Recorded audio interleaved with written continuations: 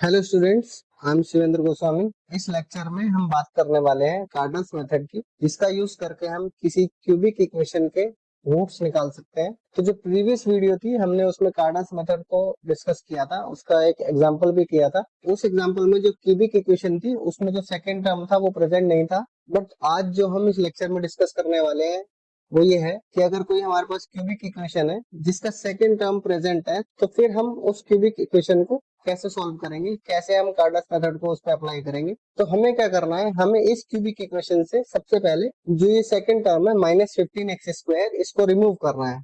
ठीक है, अब रिमूव करने का मतलब ये तो नहीं है कि मैं इसको सिंपल हटा के लिख दूं इक्वेशन को। तो इसका एक प्रोसेस है, इसका एक मेथड है कैसे हम इस इक्वेशन में से इसके सेकंड टर्म को हटाएंगे। तो किसी भी इक्वेशन में से सेकेंड टर्म को हटाने के लिए हम क्या करते हैं, हम उस इक्वेशन के रूट्स में से h को सब्ट्रैक्ट करते हैं या फिर h को ऐड करते हैं। ठीक है, h की वैल्यू प्लस भी हो सकती है, माइनस भी हो सकती है। और जब हम उस इक्वेशन के सभी रूट्स को h से डिमिनिश कर देंगे या उसको सब्ट्रैक्ट कर देंगे, उसको कम कर देंगे, तो जो रिजल्टिंग इक्वेशन बनेगी वो इक्वेशन हमारे पास सेकेंड टर्म से फ्री होगी। तो सबसे पहले देखते हैं कि उस h को निकालने का क्या फॉर्मूला है। ठीक है, h को हम निकालते हैं, h is equal to -a1 upon n times a0, जहां पर a0 a1 a2 इस इक्वेशन के कोफिशिएंट्स है। और h को हम बोलते हैं कि हमने रूट्स को डिमिनिश किया है by h, roots diminished by h। ठीक है, तो यहाँ से सबसे पहले h की वैल्यू निकाल लेते हैं। -a1 कितना है यहाँ पे, माइनस का 15 अपॉन n क्या होगा यहाँ पर, degree of the equation. Degree कितनी है इस इक्वेशन की, 3 है। और a0 की वैल्यू क्या है, 1 है। तो यहाँ से क्या आ जाएगा, ये h इज इक्वल टू क्या आ गया, 5। तो अब हम क्या करेंगे, इस क्यूबिक इक्वेशन को h इज इक्वल टू 5 से डिमिनिश करा देंगे, और इसको डिमिनिश कराएंगे हम बाय सिंथेटिक डिवीजन। तो यहाँ से हम h इज इक्वल टू 5 को इस इक्वेशन का रूट मानकर हम इसको सिंथेटिक डिवीजन से डिवाइड कर देंगे। और जो इस इक्वेशन के कोफिशिएंट है उनको ऐसे लिख लेंगे हम, 1 -15 -33 और 847। तो चलिए अब हम इस इक्वेशन को 5 से डिवाइड करेंगे यूजिंग सिंथेटिक डिवीजन। तो 1 की जगह तो 1 ही आ जाएगा।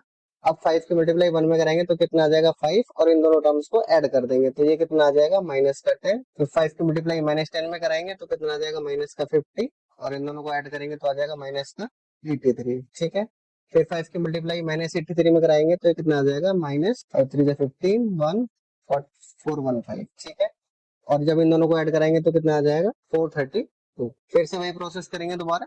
तो ये 1 एज इट इज नीचे आ जाएगा, 5 1 जा 5, ये कितना हो जाएगा, -5। फिर 5 को मल्टीप्लाई -5 में करेंगे तो -25, और इन दोनों को ऐड करेंगे तो ये कितना आ जाएगा, -108।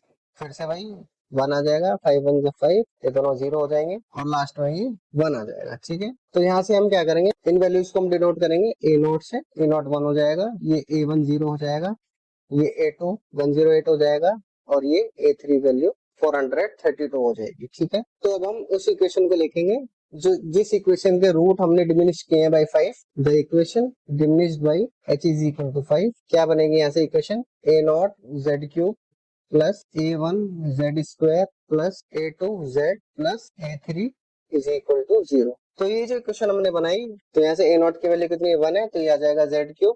a1 की वैल्यू 0 है तो ये तो 0 ही हो जाएगा, प्लस a2z यानी कि -108z, और प्लस में a3 यानी कि 432 इज इक्वल टू 0। तो ये जो इक्वेशन हमको मिली, देख रहे हो आप कि इस इक्वेशन में जो सेकंड टर्म है वो हमने रिमूव कर दिया है। और ये जो इक्वेशन है, हम इस इक्वेशन को बोलेंगे कि ये इक्वेशन डिमिनिश्ड बाय 5 है, यानी कि जो इस इक्वेशन के जो रूट्स होंगे उनकी वैल्यू 5 कम होगी इस इक्वेशन के रूट्स के कंपैरिजन में। फिर z जो होगा, जो इस इक्वेशन का रूट होगा, वो क्या होगा, x इस इक्वेशन के रूट से 5 कम होगा। ठीक है, यानी कि अगर उस इक्वेशन का रूट x है तो इसका मतलब जो z होगा वो क्या होगा, x-5 होगा। ये बात आप नोट कर लेना कि जो z की वैल्यू होगी वो क्या होगी, x-5, क्योंकि हमने इस इक्वेशन को डिमिनिश किया है भाई h इज इक्वल टू 5, और ये नई इक्वेशन बनाई है। तो जो इस इक्वेशन के रूट होंगे वो इस इक्वेशन के रूट से 5 कम होंगे, यानी कि z इक्वल टू क्या होगा, x-5 होगा। ठीक है, तो इस इक्वेशन का नाम रख लेते हैं 2, और जो हमारी ओरिजिनल इक्वेशन थी इसका नाम हम 1 रख लेते हैं। नाउ अप्लाई कार्डन्स मेथड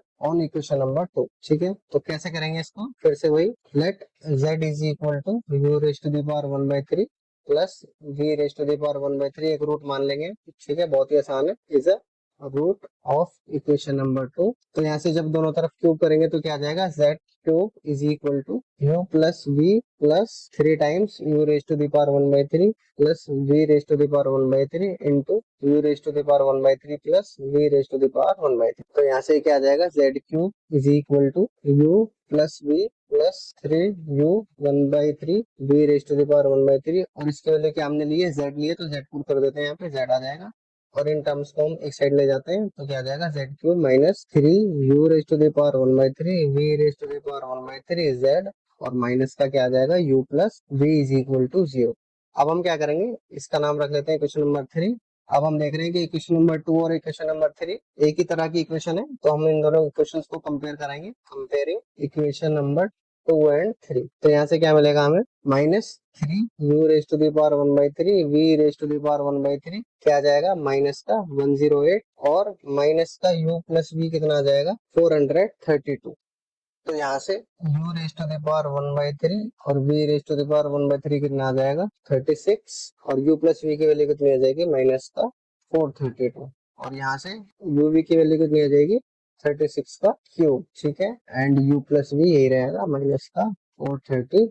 अब हम क्या करेंगे, एक क्वाड्रेटिक इक्वेशन को कंस्ट्रक्ट करेंगे जिसके रूट्स कौन होंगे, u और v। Now construct a quadratic equation having roots u and v, ठीक है, इसके रूट्स कौन होंगे, u और v होंगे। तो उस इक्वेशन को हम किस तरीके से लिखेंगे, t square minus sum of the roots u plus v times t, और प्लस में product of the roots u v is equal to 0। तो यहाँ से इक्वेशन क्या बनेगी हमारे पास, t square minus u plus v की वैल्यू कितनी है, माइनस का 432 t, और प्लस में u v की वैल्यू कितनी है, 36 का क्यूब। तो ये इक्वेशन क्या बनेगी, टी स्क्वायर प्लस 432 t और प्लस में 36 का क्यूब इज इक्वल टू 0। तो ये जो क्वाड्रेटिक इक्वेशन बनी, इसके रूट्स हम सीधाचार्य फॉर्मूला से निकाल लेंगे, जो कि क्या होते हैं, minus B minus plus under root B square minus 4ac upon 2a, ठीक है। तो क्या आ जाएगा ऐसे, minus 432 minus plus under root B square minus 4ac, तो यानी कि 432 का स्क्वायर और माइनस 4 इंटू ए इज 1 और सी कितना है, 36 की क्यूब, ठीक है, अपॉन 2a यानी कि 2 इंटू 1, ठीक है। चलिए इसको सॉल्व करके देखते हैं कितना आएगा। तो ये आ जाएगा हमारे पास minus 432 minus plus under root 186624, और 36 की क्यूब करके जब हम 4 से मल्टीप्लाई करेंगे तो वो भी यही आएगा 186624, ठीक है, जो कि 0 हो जाएगा अपॉन 2। तो जो हमारे पास रूट्स आएंगे वो क्या आएगा, माइनस 432 अपॉन 2 यानी कि माइनस का 216, और दूसरा भी यही आएगा माइनस का 216, ठीक है। तो दो रूट्स आए हमारे पास u और v, जिसकी वैल्यू क्या है, माइनस का 216, ठीक है, which implies u is equal to कितना है, माइनस का 216, और v की वैल्यू भी कितनी है, माइनस का 216। तो यहाँ से अब हम u raise to the power 1/3 भी निकाल लेते हैं, जो कि कितना आएगा, माइनस का 6, और v raise to the power 1/3 भी कितना आएगा, माइनस का 6, ठीक है। तो यहाँ से जो हमारी इक्वेशन नंबर 2 थी, ठीक है, जो z में इक्वेशन है, z cube minus 108z plus 432 is equal to 0, इस इक्वेशन के जो रूट्स होंगे वो कौन बनेंगे, the roots of equation 2 are क्या बनेंगे, u raise to the power 1/3 plus v raise to the power 1/3, ये तो z1 बनेगा, ठीक है, जो कि कितना आ जाएगा, -6 प्लस माइनस का 6 यानी कि माइनस का 12, और z2 क्या आएगा, omega u raise to the power 1/3 plus omega square v raise to the power 1/3 which is equal to u raise to the power 1/3 कितना, माइनस का 6 ओमेगा, और ये कितना आएगा, माइनस का 6 ओमेगा स्क्वायर, ठीक है। तो यहाँ से हम -6 कॉमन ले लेते हैं, तो ओमेगा प्लस ओमेगा स्क्वायर बचेगा, और हमें पता है कि 1 प्लस ओमेगा स्क्वायर कितना होता है, 0 होता है।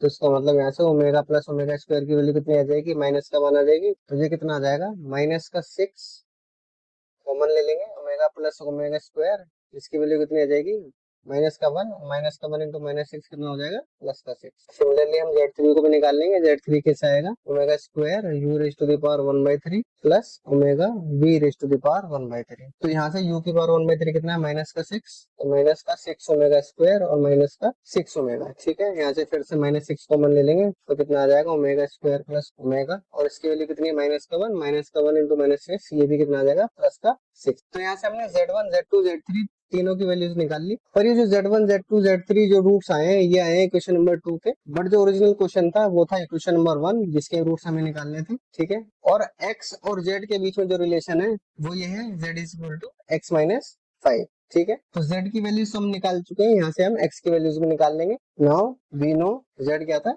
z is equal to x minus 5। ठीक है, तो इसका मतलब क्या होगा, x इज इक्वल टू क्या हो जाएगा, z प्लस 5। ठीक है, तो यहाँ से x1 की वैल्यू क्या आएगी, z1 प्लस 5। ठीक है, तो यहाँ से x1 क्या आ जाएगा, z1 की वैल्यू क्या है, माइनस का 12, तो माइनस का 12 प्लस 5 विच इम्प्लाइज x1 की वैल्यू कितनी आ गई, माइनस का 7। ठीक है, और x2 की वैल्यू कितनी आएगी, z2 प्लस 5। ठीक है, तो x2 की वैल्यू कितनी आ जाएगी, z2 कितना है 6 प्लस 5, तो यहाँ से x2 की वैल्यू कितनी आ गई 11, और x3 क्या है, z3 प्लस 5, तो x3 क्या आ जाएगा यहाँ से 6 प्लस 5। ठीक है, और यहाँ से x3 की वैल्यू कितनी आ जाएगी, वो भी 11 आ जाएगी। ठीक है, तो फाइनली हमें तीन रूट मिल गए, x1 x2 x3 equation number 1 के, जिसको हमने कार्डल्स मेथड से सॉल्व करा। तो इस तरह के क्वेश्चन में जहां पर हमें सेकंड टर्म गिवन होगा, हम सबसे पहले क्या करेंगे, हम सबसे पहले इस सेकंड टर्म को रिमूव करेंगे। उसको करने के लिए हम सबसे पहले h की वैल्यू निकालेंगे, और उस h की वैल्यू से हम इस इक्वेशन को सिंथेटिक डिवीजन से डिवाइड करेंगे,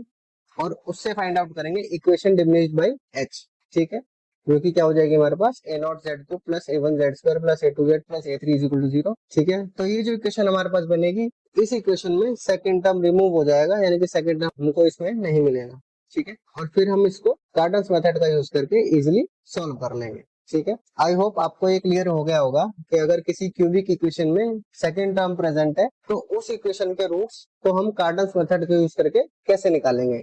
ठीक है, इस वीडियो में इतना ही। Thank you for watching.